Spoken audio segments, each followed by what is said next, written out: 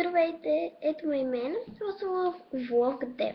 Днес ще ви говоря за едни мои любимци през зимата и не знам защо прима ми е размазан, но сега ще ви изтрия.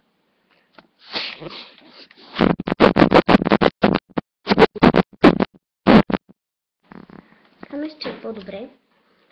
Днес ще ви говоря за едни горе-долу летни продукти, как може да ги използвате за зимата и зимни продукти, как може да ги използвате най-добре. Малко съм рошава и не, както ви обещах в предното видео, не снимам DIY проект, защото с нощи се бях не знам кой свят и съм ви казала, че ще бъде DIY, но не съм знаела, че днес ще имаме туризъм, т.е. ще обикаляме като туристи, ще обикаляме и да. Тук що се прибрах, супер уморена съм и трябва да заснема влог 9 и ще си легна. Ще гледам някой сериал, да ви разкажа по-подробно за това. Вече може да снимам видеа по-големи, повече от 15 минути. И за сега ще си позволя да ви разкажа нещо. Нещо, което правихме е да обиколим стария Радхаус център, една детска градина. Тоест не детска градина, ама такова за деца да играят. Там бяха насадени домати и аз си откъснах един и си го изядох, защото това са бил домати. Истински отгледани, даже още растяха. Имаше много зелени. Нищо, че вече не е сезона, бяха супер вкусни. След това обиколихме новия Радхаус център, Щат музеум, което е градния музей, не знам как да кажа, Щат е град е музеум, знаете какво е музей. И да, не знам как да го преведа на български. След това минахме общо 5 пункта за 4 часа, като там обясняваме. Пазарувахме в Мюлер, за да си купим ни работи за туризма да записваме. Сега нашата група води, т.е. това е нещо като състезание по туризъм. Сега нашата група води, защото другите не са разбрали госпожата и нито една от точките не са написали. То ще видим в другите рундове дали може да победим. Аз в другите рундове ще направя снимки за впечатлението може да ни изберат, защото спечелилата група получава награда и да. Нека да започнем с продуктите. Като един от първите продукти е напълно непознат за вас, а именно ето това нещо. Ето това балсамче.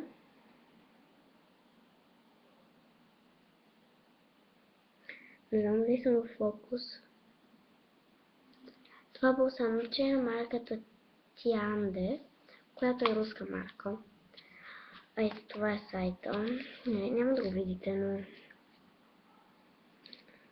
вие го виждате вече тук някъде по край. www.tiande.ru ru, т.е. Русия. Ако знаете руски, може да го видите и на www.tiande.ru. Ако не знаете руски, може да напишете .bg. Това е един зимен балсам за устни, който го има във всякакви екстракти. Малина, грозде, капина и ягода, мента, всякакви. Влезте в сайта и тук вече някъде виждате и кода. Отгоре ще ви излезе нещо като все едно да пишете името. Там не се пише име. Тук в тази марка всичко е с кодове. Това е мой код. Тоест, моето е второто. Първото е 01. Просто вие напишете 02. Вие виждате тук някъде номера на екрана.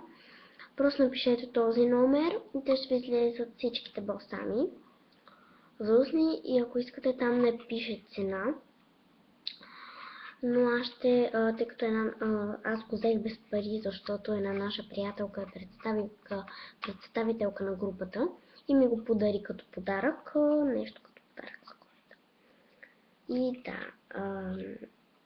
друго нещо, което искам да ви кажа. Боже, какво това? Къде се взема? Ако искате, аз ще разуча и ще ви споделя в някои от видеоклиповете колко струват. Ако искате, може да ми дадете пари, аз да ви взема едно какъвто мирис искате. Моето е с мента.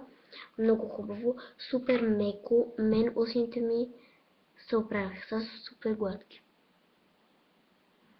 Са супер гладки и не мога да спра.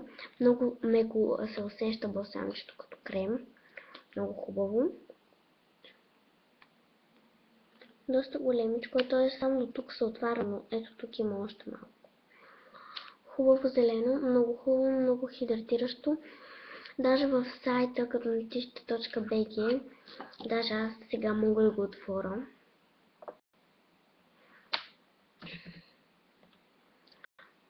Не.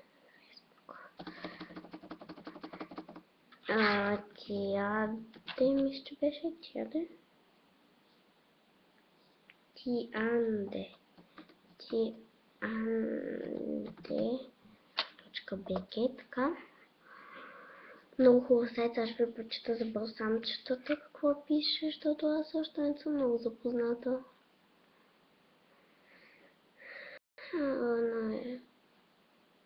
Чакаме. Какъв ми е кода? 80112 /02. 01 мисля, че ето балсамите за устните. Виждате, балсами за устни се пише.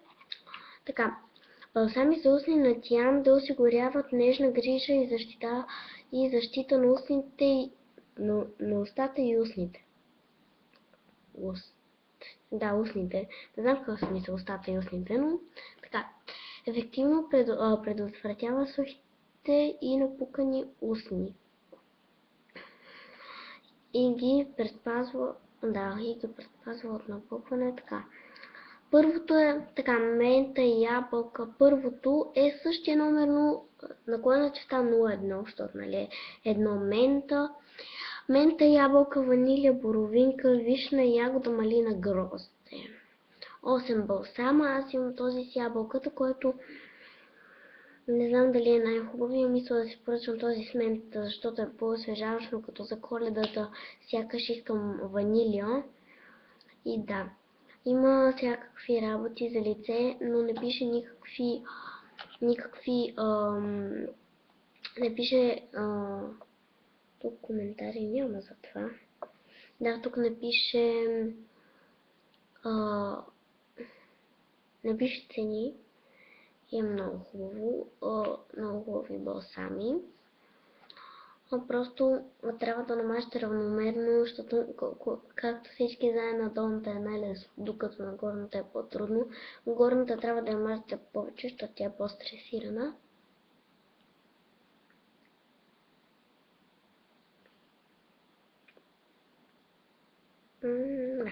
Много хубаво миришна и чистия. Второто е доста познато на всички. Обаче. Аз когато съм болна през зимата, носа ми се нареднява, както и бях с нощи. Намазах се 2 пъти с него след обеда и вечерта и сами няма нищо на носа. Честно казано, прилича се едно се е развалил отвътре. Не, аз го ползвам с клечка за уши, затова е така напукан. Да. Иначе гаранцията му е до 2017 година. 2017. Много хубаво кремче. Аз го използвам поне ето така. Тоест, сега ще покажа с пръст. Той е доста сух този крем, който не е хубаво за моето лице, защото той е мазно. Вижте. Нанасяте ето така на ръката си потупвания.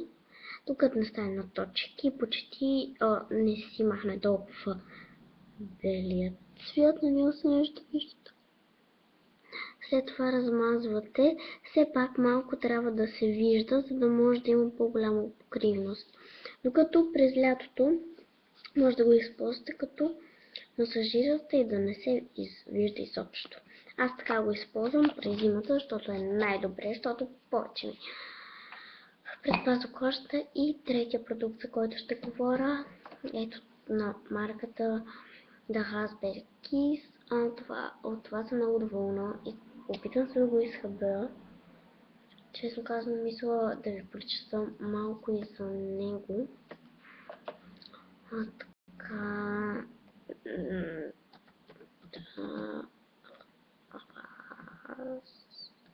Raspberry.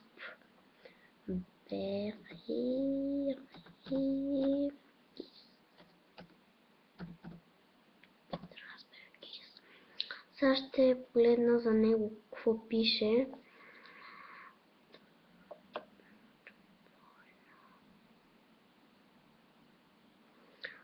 Това го използвам.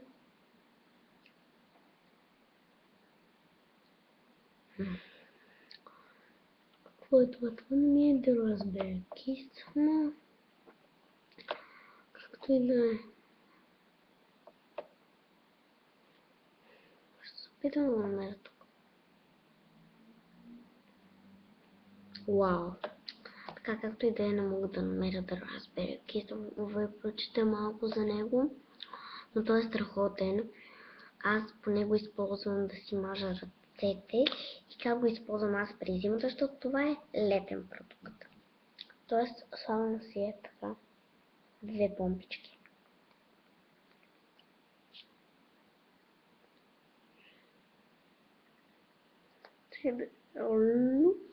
Да прилича на крем. Какво е на ръката?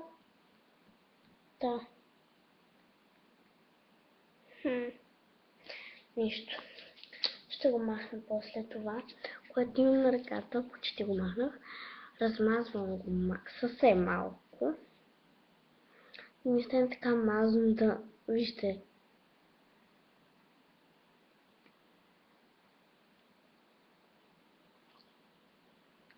Вижте колко е мазно. Аз го стискам. Държа. Не.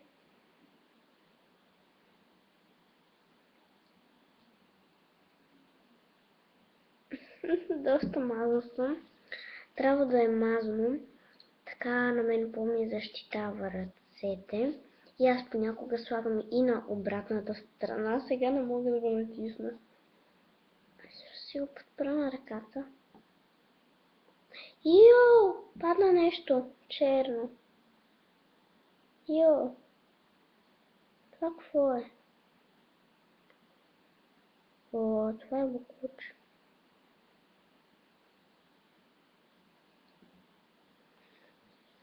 И мажа и от горната страна, защото доста ми се напукват ръцете, който не знае. Аз бях правила едно нещо с една моя приятелка от село и имаме ни рани в ръцете, които няма да се махнат, останаха ми белези. Та от тия рани няма да мога да се отърва, но аз като стане студен, те се пукат раните и почва да тече кръв. И трябва да ми е доста защитена кожата и това се мажа с тези 3 продукта. Видеото стана малко дълго за 3 продукта, но какво да се прави? Тези продукти доста ми помагат за лятото, за зимата и за лятото.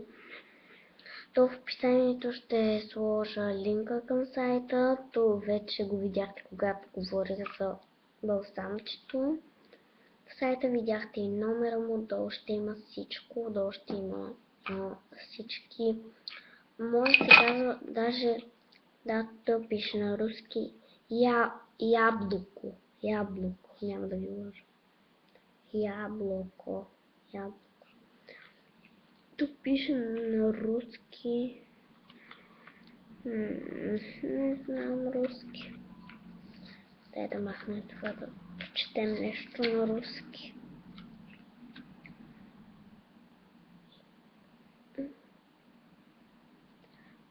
Харчня. Не ми се получава с четенето, така че надявам се каква да ви е харесал. Ако е така, абонирайте за моя канал и до нови срещи, т.е. до влог 10. Чао!